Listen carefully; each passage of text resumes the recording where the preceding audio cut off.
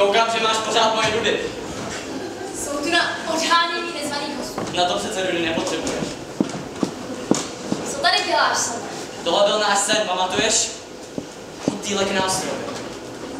Jo, teď je to skutečnost. Žena, neúnosná hypotéka. Všechno kolem mi padá na hlavu. Ukáž, pomůžu ti. Ne, nemusíš. Na svých katastrofy si vystačím sama. Proč jsi mi neřekla, že se Sofii vdává?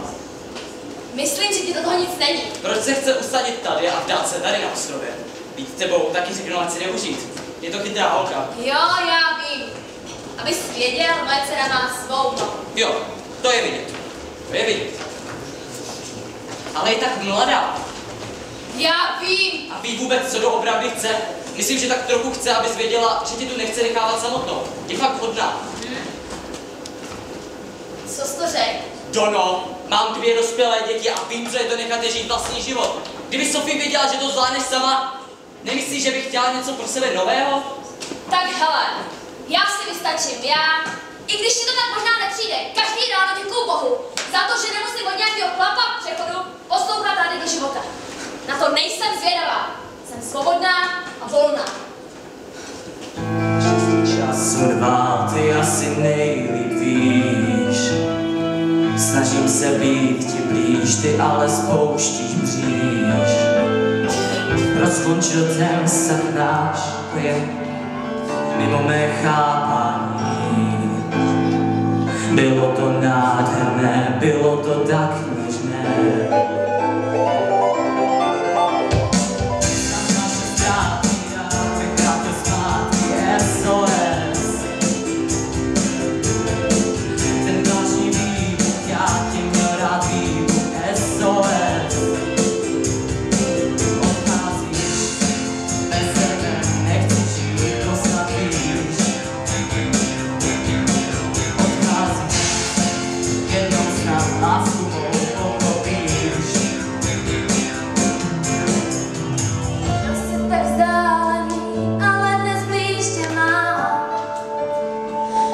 Tak byl nádherný a dávno umřel nás.